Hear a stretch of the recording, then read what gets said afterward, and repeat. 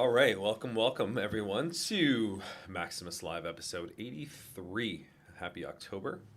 Super excited to have another episode with you today. I'm your host, Dr. Cam, and I'm a licensed clinical psychologist and psychiatry professor.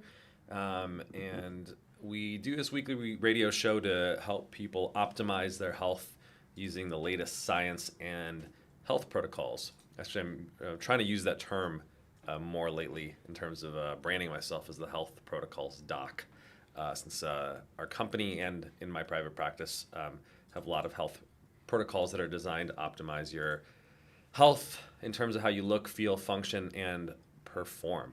And so happy to take any questions that are live from the audience regarding optimizing your health. And later on in the show, we'll have some folks call in. I think it's scheduled on Zoom. So happy to do some live health coaching around diet, exercise, sleep, focus, and relationships. I'm trying to actually have it be less about drugs and hormones and more about health behaviors these days, because I think it just makes for more interesting discussion. I can only talk about enclomiphene so much without people getting bored. So definitely, if you have questions along those veins, type it into the Instagram chat, YouTube live chat, or if you want to obviously raise your hand and join our Instagram live or speak up on Twitter Spaces, please do so. Why don't we start out with this week's unpopular opinion? This week's unpopular opinion related to health protocols is I do not think that you need a standing desk or treadmill desk in order to optimize your metabolism. I think standing desks have become a very popular fad, and I'm actually very much against them because I know there are occupations that require standing all day, barbers, pharmacists, etc., and they often actually develop problems over long periods of time from doing that, including varicose veins, sometimes problems with their joints, particularly if heavier set, etc. So one of the things that I've always advocated, rather than trying to stand all day, which is also inherently uncomfortable, and I think for a lot of people probably distracts their attention because they're kind of like fidgeting, because we're not really meant to stand in one place. We kind of walk or sit or squat. If you look at actually ancestral hunter-gatherers, they don't sit in chairs, obviously, the way that we do. They kind of lay, squat, or walk, quite frankly, most of the time. And so I think the easier antidote to that I always advocate is to take walking breaks, ideally 5 minutes after every 25-minute meeting or 10 minutes after every 50-minute meeting. And so you should really be taking a walking break basically every half an hour to hour. And that's way better than trying to go on a long 30 to 60-minute walk before end of every day in order to get your steps in. Because the problem with that, the thing that people don't appreciate, it's not about just trying to get your 8 or 10,000 steps in, but when you do it is actually really critical, because besides just trying to achieve a certain amount of physical activity, the purpose of walking in a work-related or school-related context is twofold. The first is to interrupt the metabolic slowdown that's happening. The average American basically sits on their ass for 10 hours a day, and it slows down your metabolism. That's why a lot of people, when they travel, even though they're eating more carbs and gelato when they're traveling in Italy, they lose weight paradoxically. And it's often because they're just mobile, right? When you're a tourist, you're not sitting in a chair for 10 hours a day like you are when you're working. You're walking a lot more, you're moving out and about, you're going and seeing the world. So that makes a huge difference in terms of preventing metabolic slowdown. So I always tell people it's better to take like 8 1,000 step walks or 8 10-minute walks approximately, because about a 1,000-step walk takes about 10 minutes for the average person, than it is to go walk that 8,000 steps in one long walk, because it's interrupting that metabolic slowdown that's happening. The second kind of purpose of it is it provides a contrast to the excessive myopic staring at a screen, the RSI that's just from using a keyboard and mouse, kind of the poor posture that we intrinsically have when we're probably slouching in our chairs. And so it just interrupts the malaise of sitting and staring at a screen, which most of us in white collar jobs do. So it gives you both a physical and mental break as well, which is really critical for work. And I can tell you how many people that I work with that they report experiencing brain fog or fatigue during the day. And one of the first questions I ask them is, tell me about your walking practice. Do you have a walking practice? And how often are you walking? When are you walking? And doing this habit of walking multiple times throughout the day, ideally, like I said, every half an hour to hour, really improves that brain fog and the fatigue that people have. And so that's my preferred alternative to, kind of the standing desks. Now, there are some people who have even treadmill desks these days that they're walking. I don't know how they manage to do that with their work, but God bless you if you do. So I wanted to actually share a really interesting, I think this is one of the best studies that has come out recently, alternative exercise that you can do to even walking and treadmilling. This actually comes out of the University of Houston Health and Performance Lab. There's a professor there by the name of Mark Hamilton that published a study that was just published in September 2022 in the journal iScience. And it's a paper called A Potent Physiological Method to Magnify and Sustain Soleus Oxidative Metabolism Improves Glucose and Lipid Regulation, which is a very fancy scientific term. It's talking about basically kind of a biohack that they've drawn upon that basically prevents metabolic slowdown that happens from sitting. And so they're targeting a very, very particular muscle called the soleus muscle. It's basically the muscle that sits on the outside of your calf muscle that goes basically from the behind the knee down to your ankle. And it's a small muscle. I think it only takes up about 1% of your total musculature, probably weighs no more than a kilogram. But this muscle actually has some pretty special properties in that a lot of muscle burns glycogen as fuel. So your liver stores carbohydrates as glycogen as a fuel source, and then when you're working out, you're walking, you're running, lifting, etc., burns glycogen as fuel. This particular muscle, interestingly, doesn't burn very much glycogen.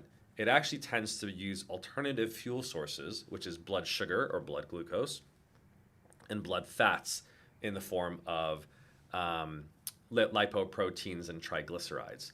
And the reason that's speculated for this is because it's kind of a really critical muscle. You use it all the time when you're standing and walking. And so it can't get exhausted very quickly, right? Because if it got tired, you wouldn't be able to walk. And if you can't walk, then obviously you can't, live your life and run away from prey. So probably we evolved the soleus muscle to, use alternative fuel sources, unlike, let's say, your biceps. You're not using your biceps all the time when you're just walking around. You're going to use it when you're lifting or doing very particular moments for short periods of time that require that glycogen fuel source. But the soleus, because it's literally relied upon for standing and walking all the time, uses these alternative fuel sources. So knowing that, these researchers were like, that's kind of clever. So as a result of it, what if we activated it actually very often, but in a way that doesn't involve walking all the time? So the interesting thing is that when you walk, when your heel is kind of raising and decreasing over time, the soleus does get activated, but it also gets deactivated as the heel raises. And so they actually found that when you're sitting down, if you put your legs at a 70 to 90 degree angle, meaning that if you're sitting, your feet are basically directly below your knee or somewhat behind your knee, so that the balls of your feet are, you're talking about 70 degrees, are sitting below your knee. That would be a 70 degree angle. And then you instruct the person to basically do what kind of looks like calf raises. So you're lifting your heel off the ground, up and down. Now the difference though is we're not trying to specifically activate the calf muscle. You're not trying to get a burn in terms of working out your calf muscles. You're trying to specifically target the soleus. And so if you kind of use the mind-body, the mind-muscle connection, as it were, and I've talked about this in previous podcasts, as Arnold Schwarzenegger talks about, that when you're lifting weights, you're focusing on, let's say, getting the pump in your bicep as you're doing the bicep exercise. Similarly, as you're doing these what are called soleus push-ups, and you're lifting your heels up and down, you're trying to not work out your calves. You're trying to work out your soleus. And you can almost put your hands on the outside of your calf muscles where the soleus is. It's the muscle, like I said, that runs to the outside of your calf muscles. It's kind of a thin, long muscle. And that should be contracting. And the nice thing about this muscle is it doesn't tire very quickly. And so you can basically sit there and for hours just be lightly lifting your heel up and down, and it's not going to exhaust, it's not going to cause cramps, essentially, because this muscle, like as I said, doesn't use glycogen as a fuel source. And so what the professors and the researchers had them do was basically, as they're sitting doing their normal work for, I believe, about 4.5 hours in the study, just had these people do these light little soleus push-ups and found some very, very interesting effects in that it basically became a very distinct stimulus for increasing your metabolism. And so some of the interesting findings that came out of this study were that when people were doing these sort of soleus exercises, they actually had them do what's called an oral glucose tolerance test, which is basically a fancy word for they made them drink 75 grams of sugar. And this will spike your blood sugar. And it's, in fact, a very common diagnostic test to tell whether you have diabetes or not. So if your oral glucose tolerance basically goes over 200, typically you have type 2 diabetes. And so because you can't release enough insulin and your body's not has too much insulin resistance to be able to quickly, get that blood glucose cleared out of your system. The interesting thing is, compared to a control group that just sat there, legs idle, when they're comparing it to the experimental group that was doing the soleus push-ups, they found that their blood sugar levels did not spike as high. It returned to baseline faster, and it had less what's called an area under the curve, so that basically the glucose spike was much more mitigated or lowered over time. And so basically, doing the activation of these little soleus push-ups burns blood glucose better, essentially, than sitting there and doing nothing. And so there's basically a 52% improvement in how much they were able to burn through the blood sugar that they spiked by drinking the glucose drink, and 60% less insulin that was required to shuttle it out of their system over the course of the next 3 hours of having this sort of sugary drink. So that's pretty powerful in terms of mitigating sort of the impact of our sedentary lifestyles on the progression of diabetes. Interestingly, they also didn't just look at blood sugar, they were looking at blood fats. So there's something called the VLDL triglyceride, which is a very low density lipoprotein triglyceride, very fancy term, for basically blood lipids or blood fats. And triglycerides are particularly important because we know that high triglycerides are associated with carbohydrate consumption. When you consume too much sugar or carbohydrates, you have high triglycerides, and high triglycerides are associated with cardiovascular or heart disease. So the question is, okay, in addition to reducing our risk of diabetes, are you also reducing the risk for heart disease? And they also found it, because I said the soleus basically burns not just blood sugar, but blood fats, it was reducing the levels of that VLDL triglycerides in the blood as well. So pretty remarkable finding. And it's kind of a cool little exercise. And I would actually consider it a little interesting biohack that next time you're basically sitting at your computer doing your work, you may want to consider just practicing these sort of soleus push-ups. One of the interesting findings, by the way, they found too, is it's not about the speed at which you do it. You're not trying to fidget your feet, but go slowly, and it's the range of motion was more important than the speed in which you do it. So just do it at a nice leisurely pace, but try to go up, all the way down. And like I said, focus on activating the soleus, not the calf muscle. And by doing so, and if you just kind of get into the rhythm, and I'm literally doing it right now as we're doing the podcast, if you just get into the rhythm of doing so, you should essentially feel secure in the knowledge that you're burning blood sugar, you're burning blood fats, and you're keeping your metabolism going. So you're literally burning more calories than if you just sort of sat still and did nothing. So even while sitting there, it's actually a relatively effective exercise for preventing metabolic slowdown, burning calories, burning blood sugar, burning blood fat, and keeping your metabolism going. And I always tell people, sitting is the new smoking, just like scrolling is the new smoking, talking about dopamine fasting. And we can't get away, I think, unfortunately, from sitting long hours if we work professional white-collar jobs. But this is a very effective way of mitigating the damage that's associated with excess sitting, excess sedentary lifestyles. And I think it's a very, very cool study that was able to measure and prove this. So that's my little biohack. Unpopular opinion of the day is instead of standing desks and treadmills at work, best thing you can do is do your walking breaks, and while you're sitting, to do the Soleus push-ups in order to ramp up your metabolism and to keep it going. All right, with that said, I'm gonna check. I think we have one person in our waiting room that I'm gonna bring on.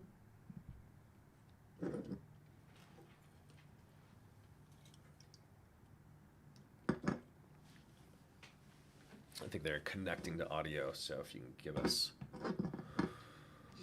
1 minute, we can have our guests.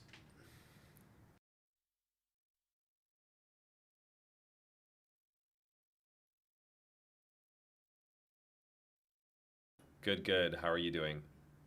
Good, good. Thank you. Okay. Excellent. How can I help you? And so far I have been 2 weeks so far on Neclomorphin, Okay. and So you've 2 been weeks or 3 weeks, something like this. And so far, unfortunately, I did not notice any.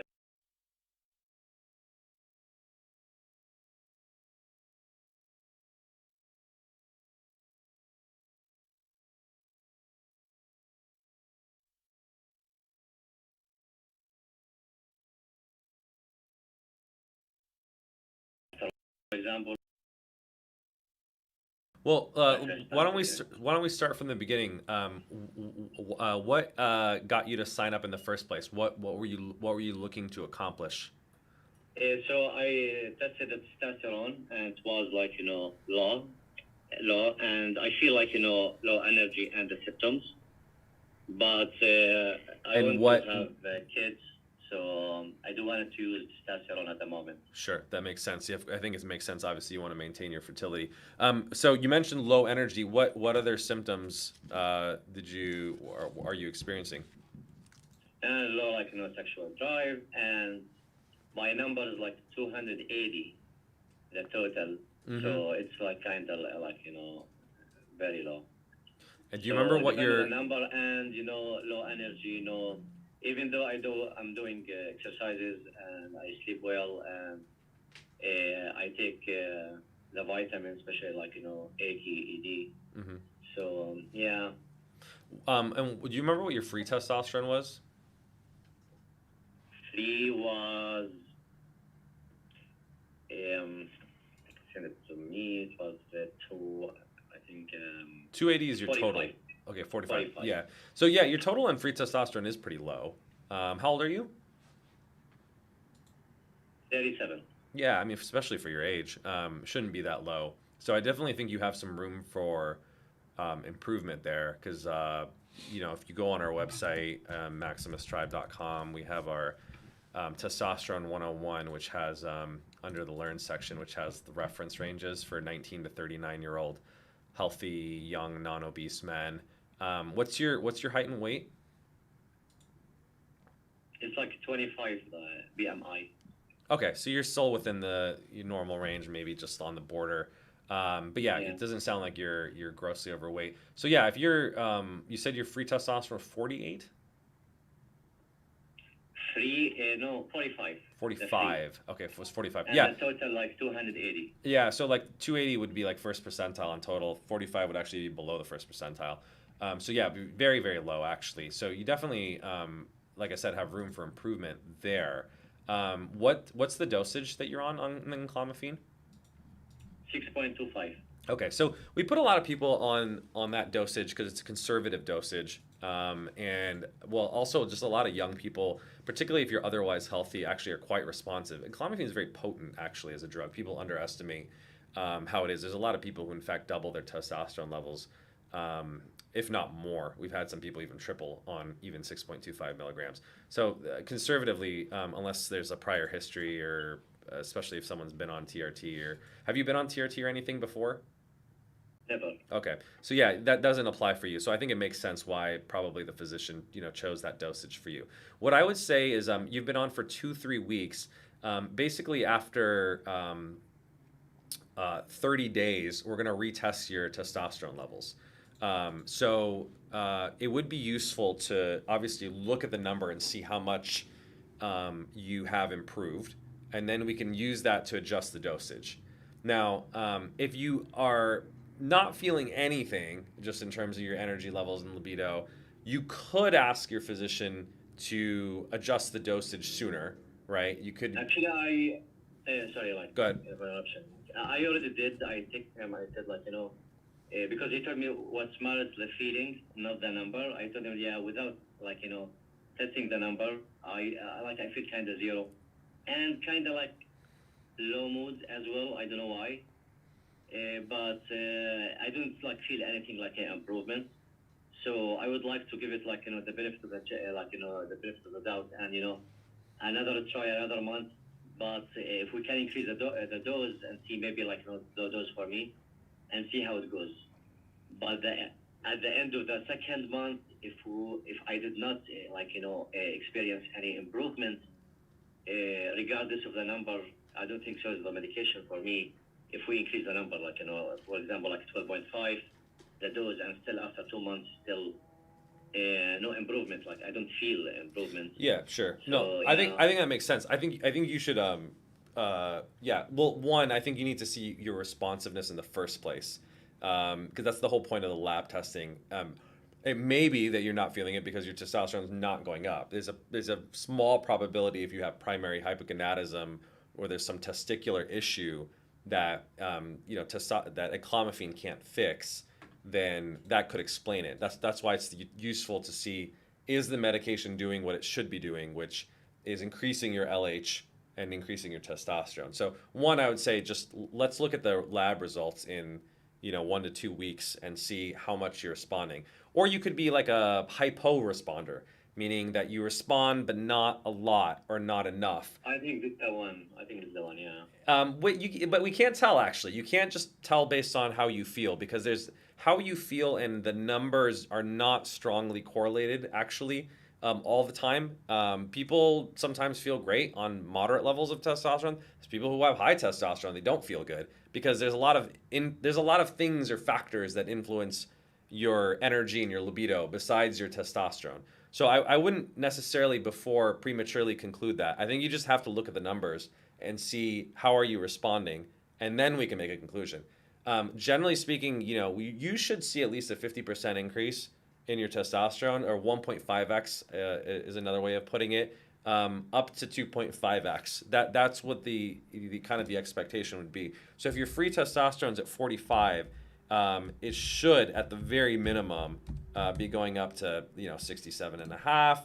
Ideally, it should be doubling up to 90. But honestly, for you to be feeling like optimal, hopefully it should be kind of in the triple digits. So that's what I would expect to see. But let's if you have kept your have you kept the same dosage? Are you still on the 6.25 after the conversation with the doctor? Yeah. Okay, yeah, so he told me like the second month we're gonna increase it, and yeah, as you said, he told me like if there's no improvement after the second month, yeah, maybe this is the drug not like the right choice for you. yeah, makes sense. Yeah. So are you gonna take the test based on when are you making the dosage adjustment? Is he the next month he's adjusting it to 12.5? I'm not sure actually what he's like planning, But I told him, like, so far it has been 3 weeks, So I think and you need to clarify that with your doctor, because I think, like I said, if you're going to be more conservative, you can basically take the test on 6.25 and then use that to decide what you want to do. Some folks in your position who want to adjust it sooner, basically like the second month, even before the lab test is back, you can make the decision essentially to go up to 12 and a half. What usually the doctor will do is say, okay, basically the second month, I'm going to write the prescription for the 12 and a half, and you should delay taking the lab test instead of 30 days until after 45 days because you're switching your dosage. We want to see how you do on that sort of higher dosage. So you can do that. Okay. You advise me to text the doctor and tell him, like, that's like, No, you should. because I don't see any results. I'm not providing medical advice. I'm just telling you, you should clarify what the Yeah. doctor is doing. It sounds like it's unclear from your perspective about whether he's adjusting the dose for the second month. So I think you need to just check your messages and see, is he adjusting the dose now for the second month? And if so, when would he like you to take the second lab test? That's all. Okay, I see. Okay, perfect. And like, since you are athlete, like, I watch like your video, I like it on YouTube. Do you think, like, do you have an experience with keto? Like, I have been in keto for 2-3 months so far. I'm not sure it's like kind of low energy or like, the mood, like, going down because of the medication or maybe because of keto diet or something. You're on keto right now? Regarding this one? Keto diet? You're doing it right now? It has been 3 months so far. Yeah. How is it working for you? It's good, but recently, like after I took the medication, kind of like sometimes I have a mood swing and low energy, but I'm not sure is it like because of keto or like life problem in general, Right. or because of the the medication. It's a good question, and that's the challenge of if you change obviously too many things at one time. It's hard to tell. Like, is it keto? Is it the medication? I don't know because you kind of changed both. Here's my recommendation though. We actually don't, even though I like ketogenic diets for the management of prevention and management of type 2 diabetes. Are you pre-diabetic or diabetic? No. In that case, I don't recommend it actually. The tricky thing is in a hormonal optimization context, keto diets are not optimal for testosterone. The problem with keto is that it increases cortisol, which is your main stress hormone. And so it actually makes people feel more stressed. So it sometimes can mess with, sometimes people feel better on keto in terms of mood. Sometimes people feel worse because it can push sort of the stress hormone too high and even mess with people's sleep. There's a lot of people who actually report disrupted sleep due to keto. But the other part of it is cortisol basically counteracts testosterone. So if your testosterone is low in the first place, increasing your cortisol is going to basically make it worse. So I actually don't recommend a keto diet unless you absolutely, really need it for managing diabetes. Have you read our ebook? Yeah, actually, no, not yet. I would suggest starting there. It's at maximustribe.com/book, and there's a section on nutrition in which I kind of espouse our dietary philosophy, which is, I would call it lower carbohydrate, but it's not low carb. Most ancestral societies are eating not keto. They're eating like 20-30% of their calories from carbohydrates. I think it's about mostly eliminating the junk carbohydrates. Obviously, we want to avoid sugar, all the white sort of refined carbohydrates, flour, white rice in excess, excessive baked goods, all that kind of stuff that spikes your blood sugar. So the highly processed, ultra processed carbohydrates you want to eliminate. But having natural fruit, tubers, relatively unprocessed starches, I think are fine, and are kind of, I guess you call them slow carbs for the most part, and shouldn't cause your cortisol to increase so much. So that's my suggestion, is as part of, in addition to talking with your doctor about the adjusting the medication dosage where you're going to probably be a little bit more responsive to a higher dosage, and obviously doing your lab test, is try discontinuing keto. Just keep it lower carb, but I don't think being strict keto is probably helping your mood or your testosterone. Okay, that's good. I will try that. Like make it like low carb and see like the difference. Do you And what instead carbs of do you that, like? once again, What carbs do you like? um, all the carbs actually. I have been like 3 months without carbs.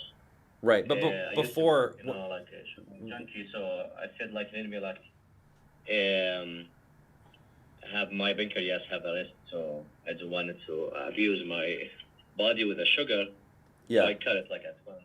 So I what were like you, it at the beginning, but I'm not sure now why my energy is kind of low. well, I mean keto can lower energy because it is almost like the body almost thinks it's starving in some ways because it's deprived of its like preferred fuel source. So before you did keto, what kind of carbohydrates were you consuming? Yeah, like nothing specific, but I used to be like just there is junk inside, Yeah. like sugar and everything like sweet. Yeah. Okay, so yeah, I mean, obviously don't go back to eating sweets and desserts, but I would suggest try reintroducing some fruits. Like berries, super helpful. Citrus fruits are pretty helpful. Doesn't spike blood sugar too much. Any stone fruits meaning fruits that have pits, like peaches, plums, nectarines, that whole family. Those are all relatively what are called low sugar fruits. But I think you should be able to consume those without too much problem, especially if you're not diabetic. And my bet is that your energy levels will come back when you start consuming a little bit more fruit. And like I said, you can have some starchy carbohydrates, potatoes, sweet potatoes, some grains if they're less processed. A little bit of rice is okay, quinoa, brown rice, etc. So find whatever carbohydrate sources work for you and make you feel good, and try reintroducing that back into your diet, along with obviously healthy lean meats, a little bit of vegetables if you'd like, and see if that helps your energy levels and mood and libido, along with the pharmacological aspect. Cool, cool. The last thing, like I read about your protocol, love protocol, like about the medication, which is like I guess Tadalifil and another ingredient. Mm-hmm. So, do you have any like offer any sample or something? Because I'm a pharmacist here, so I have like access to Tadalifil, Right. Sildenafil. I'm not sure if like the adding ingredient you have on the top of the Tadalafil is like really make a big difference and worth like subscribe with you with the protocol love. Yeah. I'm not sure you add Tadalafil or Sildenafil you use. We I think use Tadalafil, right? Tadalafil, yeah, because Tadalafil is better, as you probably know, for daily use, versus as needed. So it's designed for daily use. And yeah, I mean, I'm biased, but we designed it because we do think it is superior than Tadalafil alone. But there's research that supports that. There's studies that look at Tadalafil versus Tadalafil plus bremelanotide, also known as PT141, and it enhances. It basically has a synergy between the two drugs. So as you know, Tadalafil is a PDE5 inhibitor, increases blood flow, and basically bremelanotide increases the effect. And so it has synergistic effects for erectile strength, erectile quality. But bremelanotide, because it works through a completely different mechanism of action, it's a melanocortin receptor agonist, increases libido as well, which Tadalafil does not do. Tadalafil is really just a vasodilator or blood flow enhancer. So libido, though, is very idiosyncratic. It's not just a physiological phenomenon. Obviously, there's a lot of psychological, romantic aspects to it that I think, unfortunately, people underestimate. But anecdotally, it does have that unique benefit. So we don't offer samples, unfortunately, but you can try it obviously for a month and see how it works for you. There's a bunch of people in our community who use it and have good success. So that's something that you can try for the libido enhancement as well. Okay, sometimes you like, it's work. Yeah, I see. Okay, perfect. Thank you. Like, the information is valuable. Thank you very much. I gotta tell the doctor about like those things and see like, hopefully it's gonna work. Yeah, let me know your lab results when you get them in, and you retest. Like I said, if you decide to adjust the dosage and then wait 45 days, that's fine. Do your test, see what the results are, see how you feel, and then yeah, like I said, I think switching your diet will also really help. So try those 2 adjustments and then report back. Well, I will. Thank you very much. Thank All right, you. enjoy your evening. Sabah al khair. On your time. Thank you. Bye bye. Thank you.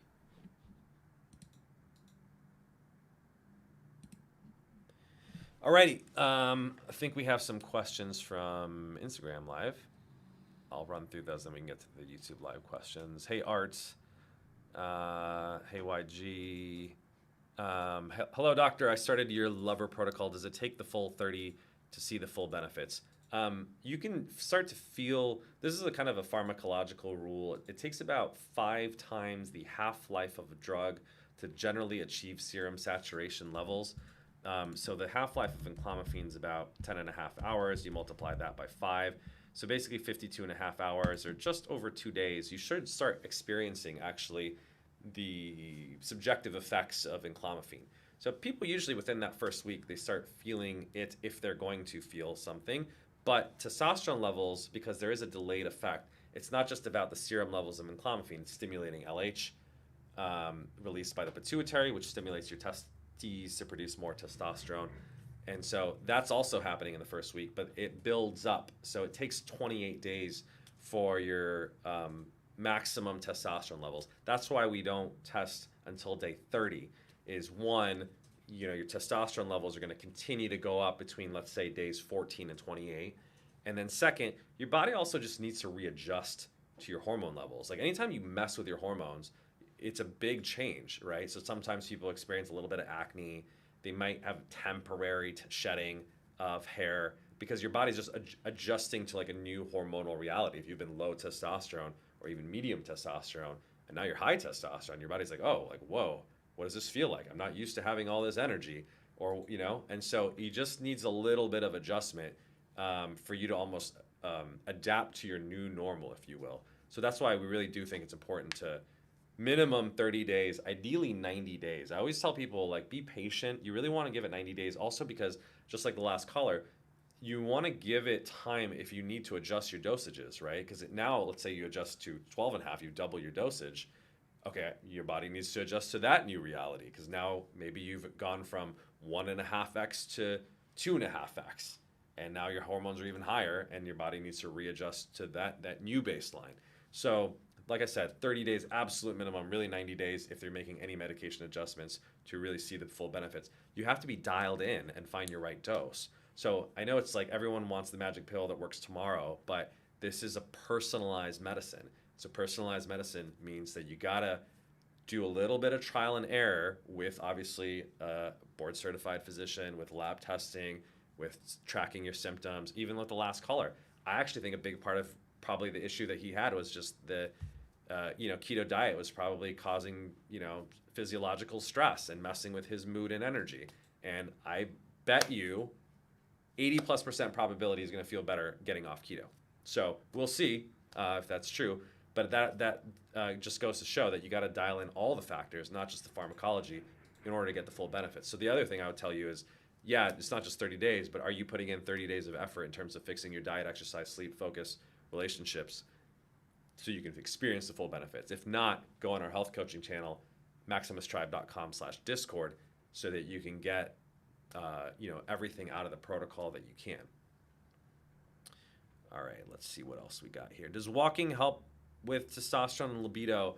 I don't know if there's very specific studies. I'm actually going to look this up after the radio show if there's like any walking and testosterone interventions. But in general, like I think from a mechanism of action standpoint, if you're excessively sedentary, it's not great for your mood in general. And we know that like mood and stress in particular influence libido. So I think it's probably mechanistically makes sense that just like if you're going from being relatively sedentary, meaning like let's say less than 4,000 steps a day, and you double that to 8,000 plus steps a day, I would expect an increase in not just your metabolism, your mood, might improve your libido, and maybe improve your testosterone just a little bit. I don't think it'll have a huge effect on testosterone, but I think the mood and libido benefits probably. But again, you got to figure out what else is going on in terms of your libido. It's not as simple as testosterone and walking. There's the psychological and romantic aspects. Like I always ask people, is like, what's going on in your sex life? And some people don't like talking about it, but it's really critical because I was talking with a colleague of mine the other day in that, there's a stereotype that men's sexuality is very proactive and women's sexuality is very reactive in that sense that like women's libido is highly contextual in the presence of a partner. Some women can have very little libido, but if they have the right partner, can be incredibly turned on and have high libido all the time because of the masculine presence, essentially. Male libido is a little bit more proactive in the sense that with or without a partner, generally guys have a decent libido. Now, obviously, if you have a very attractive, sexually appealing partner, it will increase that. But that's an important factor too, is that when the guys are complaining, I don't have enough libido, I'm like, well, what's going on with your partner, your romantic life, and the whole psychology around your relationship dynamic? You can't ignore that. It's really critical as well. Should I take a walk upon waking up? Yes, absolutely. There's a separate protocol I'll talk about, but I call it sun strolling, and that's taking a walk as soon as you can after you wake up. Obviously, do your business in the bathroom, but get outside, get sunlight in your eyes for 10 minutes, and so you're killing two birds with one stone. You're getting your 10-minute walk, as I mentioned, getting your 1,000 steps in. Ideally, you'll do that for 8 more times throughout the day. You're also getting 10 minutes of sunlight, resetting your circadian rhythm, which will just set your whole mood and rhythm for the day, really wake you up. So yes, highly encourage a morning walk outside in sunshine. I think I already answered this question about noticing benefits. Just placed my order, wondering if it's going to be as good or close to TRT.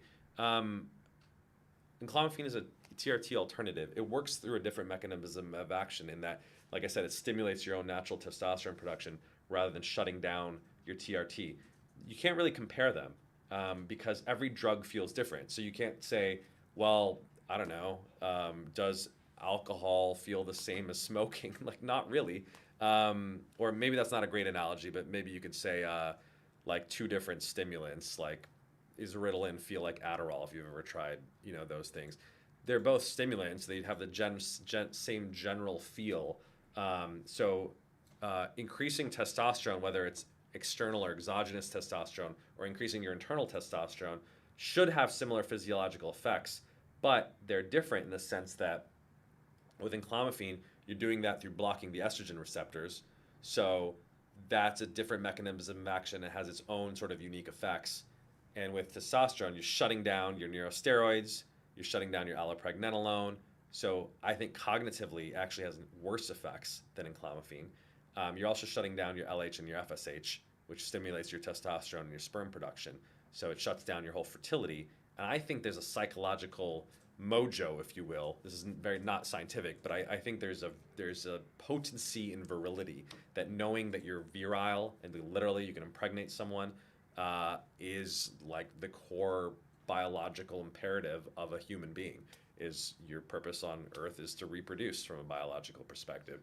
So I actually think there's a little bit of magic, if you will, with enclomiphene in that you're more virile, right? Literally your testicles increase in volume on the higher dosages, balls get bigger, and you are more fertile. It's literally derived from a fertility drug, Clomid, which is the most commonly prescribed fertility drug for women and off-label for men.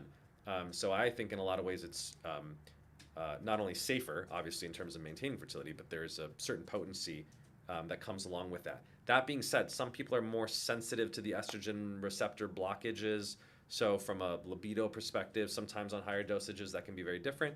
The reality is you just have to try it and see how it is for yourself. But I think regardless, it's just a much safer and more natural approach. I argue that enclomiphene is still natty, so to speak, because you're still producing your own natural production. You're not pushing it into super physiological ranges like a bodybuilder. So I don't consider it cheating, and I would still consider it natty. So I think it's superior, quite frankly, to TRT. That's why we don't offer TRT. Um, let's see. I'm 20 years old. My LH is 5.1. My FSH is 6.3. Would I need enclomiphene or TRT would be a better option for me. I don't know what your testosterone numbers are. You should share your total in free T, but your LH and FSH seem fine. Without knowing what your testosterone is, it's hard to say though, because even though you're producing enough LH and FSH, you have to know if your testicles are responsive to that. So if you have a testicular injury, you may still have a problem. If you don't, then your testosterone numbers must be fine. But if you're 20 years old, it's very unlikely that you need TRT unless you have a serious testicular problem. So I would say that enclomiphene, just on the basis of your age alone, should clearly be a smarter option because you want to maintain your fertility, certainly at that age, because most people want to have kids. Just got my Maximus protocol, best stuff I've ever taken. Better than Cialis. Awesome. Thank you for sharing that, Ray. I assume you're talking about the Maximus Lover protocol. So yes, we use Tadalifil, aka Cialis, is the brand name. But obviously with bremelanotide, I'm glad that you think it is better because someone asked a question earlier about whether it's better, and it's glad to get an actual customer giving that review. So thank you for doing that, Ray. And if you can actually write a review for us on trustpilot.com, that would be much appreciated. All right, questions from YouTube. We actually had this topic pop up on Discord from Tricky Ricky. I don't know if this is BS or I'm absolutely crazy, but I think that being on enclomiphene has actually reversed some of the graying in my hair. One of the things that I saw a benefit with enclomiphene and increasing my testosterone was my overall mood. I tend to be a very stressful guy, but on enclomiphene, my mood has improved. It might just be me and my perception in the mirror. However, have you ever heard of increasing testosterone, improving hair, or graying or thinning if you yourself seem to have been very stressed? And what are the psychological causes that stress can impact hair growth, and graying? Well, first of all, thank you for sharing that anecdote. It's actually kind of a novel finding. I haven't actually heard prior to this any anecdotes about enclomiphene reversing gray hair. It's pretty amazing if that's the case, and it's not implausible. There are published medical case studies of people showing gray hair reversal on particular pharmacological drugs that were quite frankly unexpected. Like they'll be on some cancer treatment or something, and all of a sudden their hair reverses. Now, the interesting thing is that effect is not consistent. So otherwise, they would turn that into the magical gray hair reversing drug that everyone, including myself, wants. So I don't think we honestly know. We do know that hormones are involved in graying. And so it's like I said, it's plausible that enclomiphene, by virtue of increasing testosterone, could have an impact there. And it sounds like maybe it is for you. The other plausible mechanism of action is one that you're alluding to that we know and is better characterized, which we definitely know that stress can induce graying. In fact, there's really interesting anecdotal case studies of people who've gone through a trauma or a shock, like literally developing a gray patch immediately after like a very horrific or traumatic event. So we do know that happens, and interestingly, there's even published research that shows that not only does stress increase graying, but if you can actually reduce your stress through stress management techniques, it can actually reverse the stress-induced graying. So graying obviously happens to some degree naturally with aging, but it is exacerbated or worsened due to stress. And so while we can't probably completely negate it, like just, certainly as you turn into your 30s, 40s, and 50s, you're probably going to gray, although there is some genetic and ethnic variation in that. Mitigating or managing your stress can certainly reduce the amount of graying. Because I think people who take care of themselves, quite frankly, don't typically gray until they're mid to late 30s. You can see a lot of people who are graying in their 20s right nowadays because of poor lifestyle, not taking care of themselves, not managing their stress. So it may be, this is my kind of plausible hypothesis with you, that if clomiphene is improving your mood and your stress, that may be reducing some of the stress-induced graying that you were experiencing, and that's it's kind of mitigating some of that damage, the oxidative damage that's happening to your hair. We do know that like hydrogen peroxide is like one of the catalysts essentially in converting colored hairs into gray hairs, and so it can with antioxidants and stress management kind of reverse some of that process. So very cool to hear. So yes, it is possible and plausible, and hopefully that keeps up for you. We had a couple comments via YouTube. One is a quick one. Say you have your free T levels and your total T levels. Is there a way to calculate your SHBG? Is that a level you should be aware of? And how would one go about doing that? Yeah, if you just Google free testosterone calculator on Google, there's a bunch of websites that have them. So you can, most people, if they have their total testosterone and their SHBG, you can use that to calculate your free testosterone through what's called the Vermillion equation. You don't need to know the equation. The online calculators basically do it for you. But to your point, you can reverse, basically calculate essentially what your SHBG is if you know your total and free testosterone. The only problem with that, though, is you have to make sure that the free testosterone that you're measuring is accurate in the first place. The problem is a lot of free T that's measured even at a Quest or LabCorp is wrong. As one of our medical advisors, Dr. Rand McLean, likes to say, it's like free wrong T is what he calls it when you're doing the typical ELISA assay that's done. So unless it's done through the more sophisticated LCMS, liquid chromatography mass spectrometry method, you'll see maybe on the lab sheet or when you're ordering the free T test, it should say equilibrium dialysis. I believe now at Quest Labs, the default is equilibrium dialysis. So if you get it done at Quest Labs, it's probably accurate in terms of its reliability and validity. If it's done at LabCorp, I think they're still using the ELISA assay, the old assay as the default. So that one, not as accurate unless it's that equilibrium dialysis. You have to specify, you or your doctor have to specify that test. In addition to that, LabCorp has its own weird reference range, which is totally different than Quest. Quest is like usually just like what we use. It's like most people are between 50 to 150 in terms of their free testosterone. LabCorp uses its own range. It's hard to use that in calculations. So if you have a LabCorp free T, you can't, even with the equilibrium dialysis, backwards calculate your SHBG. So that's the complicated but accurate answer to your question. So if you have an accurate equilibrium dialysis from Quest that uses the more typical reference range, then yes, you can use that to backwards calculate your SHBG. Is it something that you need to know?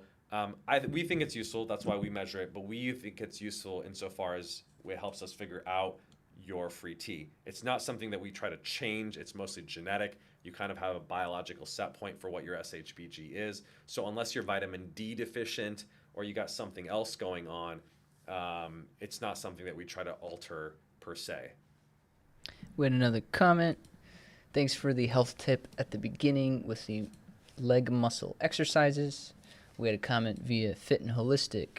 Yes, on enclomiphene, we're half natty, wink face. And then we had a comment from Bud Hub. I have read that Tadalifil, even at low doses, like 5 milligrams a day, can decrease blood pressure to very low in some people, even while on no other medications. Is that accurate? Is that possible? Yes. So Tadalifil is a blood pressure lowering medication. It does do that, but typically in healthy men, that's not a concern. It doesn't increase blood pressure that much, even like a high dose. But by the way, so they mentioned 5 milligrams. So our protocol typically uses 5 milligrams of Tadalifil, which is a relatively low dose.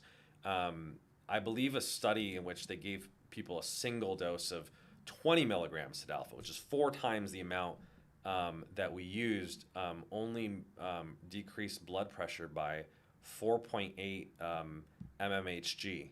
So let's say a 5-point reduction basically in your blood pressure on the, I believe, the systolic, and then 2.9 on the diastolic.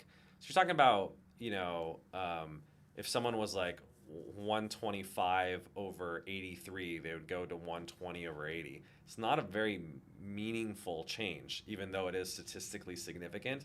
And that's on, like I said, 4 times as much of a dose as we're on. So for most healthy people who don't have a blood pressure problem in the first place, it's going to have a very mild, minimal effect. It's probably not going to make them go like hypotensive, right, and have like low blood pressure. So very low probability with very low dosages as we're using in a otherwise healthy individual that it's going to cause a problem in terms of their blood pressure. Most people, in fact, see it as a benefit because everyone probably consumes too much sodium, slightly overweight, and so we kind of skew towards like pre-hypertension, even if you're not hypertensive. And so I actually think it's a perk, honestly, for most people. And it's generally not a concern unless you got underlying, uncontrolled blood pressure issues. So for most people, it's really not a concern. It's relatively safe. But obviously, that's up for the doctor to kind of figure out.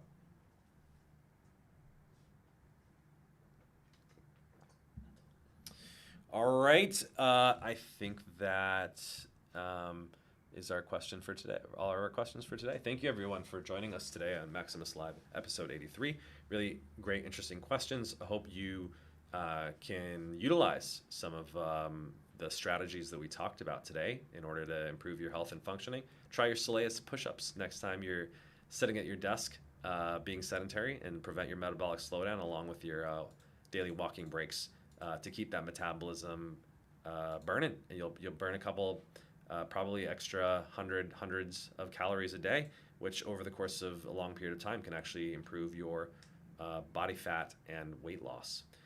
With that said, hope you have a wonderful rest of your day, and we'll catch you next Thursday at 6 o'clock Pacific time. If you have questions in advance that you want to make sure that I get answered, submit them to the Dr. Cam radio show channel at maximustribe.com/Discord. All right, everyone, take care. Have a great rest of your week and weekend.